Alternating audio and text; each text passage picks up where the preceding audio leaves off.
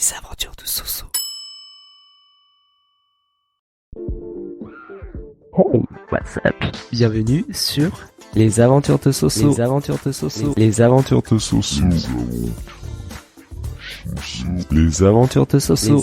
Viens découvrir le podcast qui te fait partager mes journées, mes voyages, mes aventures dans la joie et la bonne humeur.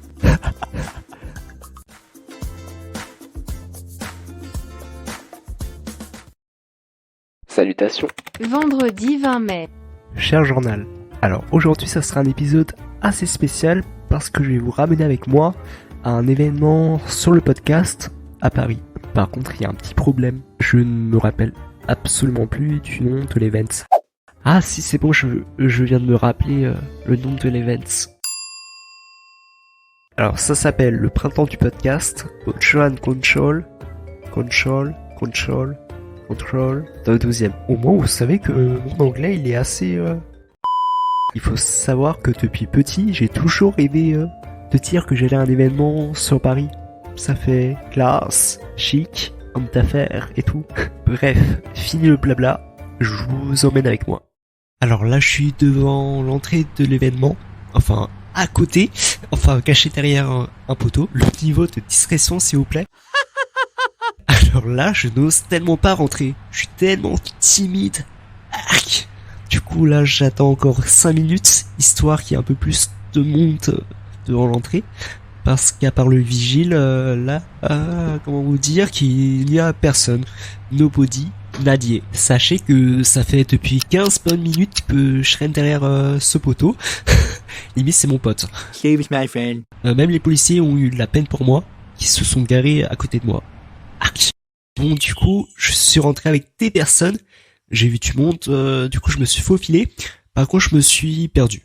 Et c'est ma toute première fois que je vais dans ce genre d'événement et lieu en plus, voilà. Quelle idée d'aller tout seul. Il faut savoir que je n'ai absolument pas le sens de l'orientation.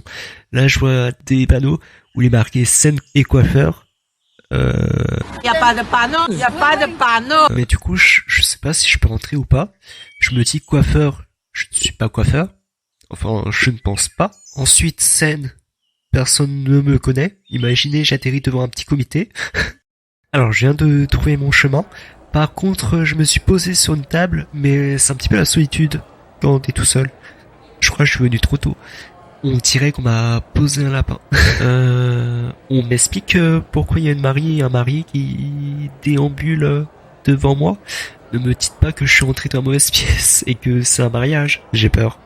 Il y a même une musique romantique de jazz. Ça se trouve, je vais apparaître en jogging dans la photo de leur mariage. Ah, et le thème de l'événement, c'est comment le podcast trouve-t-il sa place dans les médias d'information. Ah, il y a les rideaux qui s'ouvrent.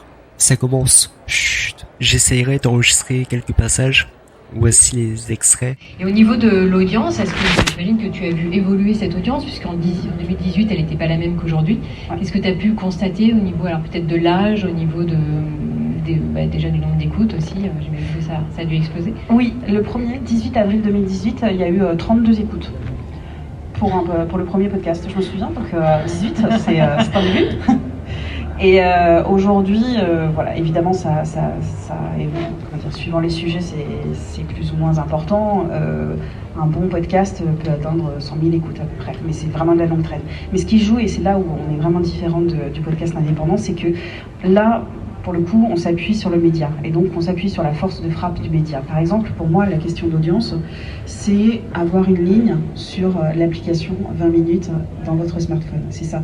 Et si on a la ligne 21 ou si on a la ligne 7, ça change, c'est incroyable le nombre d'écoutes en fait, et oui, c'est ça en fait cet enjeu.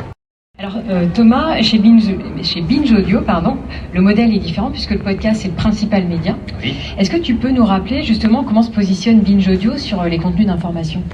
Alors en fait, bonjour à tous déjà, merci aussi pour l'invitation. Binge Audio, c'est un studio de podcast, effectivement, il n'y a pas de média sur lequel on est adossé, c'est-à-dire qu'on n'est pas adossé à un journal, on n'est pas adossé à une autre entreprise de médias, on est un peu tout seul. Et l'idée c'est de produire essentiellement du contenu audio, et au début, les 3 premières années, on va dire, on était très focalisé sur la pop culture, sur des sujets liés au divertissement, puis après liés à des questions sociales comme le féminisme par exemple, qui était un axe de travail très important chez nous. Mais rapidement s'est imposée l'idée que il y avait des choses à faire autour de l'information de manière générale, autour de l'actu.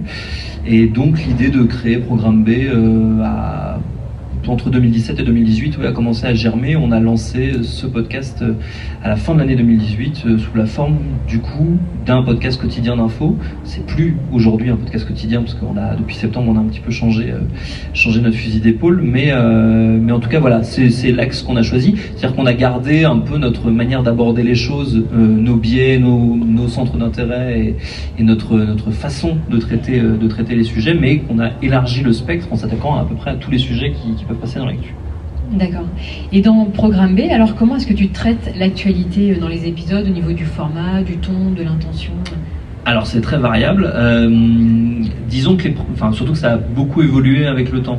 Les 3 premières saisons, les 3 premières années, on était vraiment sur la forme d'un explainer, un peu comme ce que mon camarade de l'Express expliquait juste avant. C'est-à-dire qu'on avait tous les jours un sujet pendant 20 minutes qu'on disséquait, un sujet qui était dans l'actu, qu'on disséquait avec un ou une invitée, voire plusieurs, plutôt des experts, plutôt des chercheurs, des chercheuses, parce que nous, effectivement, la spécificité, c'est qu'on n'a pas de rédaction sur laquelle on est adossé, donc on ne se base pas sur les contenus d'une rédaction, on doit partir de zéro un petit peu à chaque fois, donc aller chercher des confrères, des consoeurs, des fois d'autres journalistes, mais aussi voilà des experts et des expertes.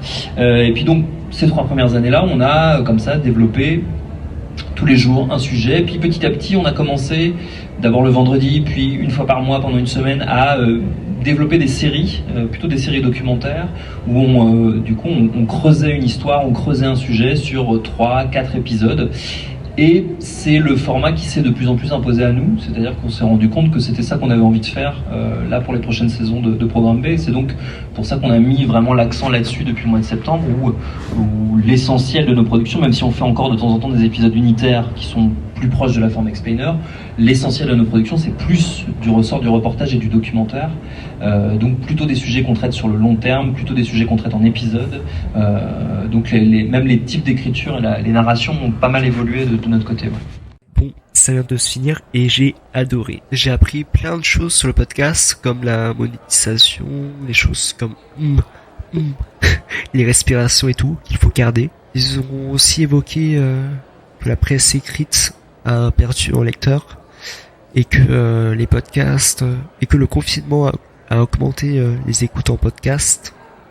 C'est cool. Et sachez que le format court, comme le mien, c'est le plus populaire, qui marche le mieux. D'ailleurs, vous savez qui j'ai croisé ? Cédric Bécoq, de chez Acast France. Je savais pas que si je pouvais lui parler, du coup je restais dans mon coin. Donc du coup je vais vous laisser. Je pense je vais rentrer et me reposer parce que mine de rien c'est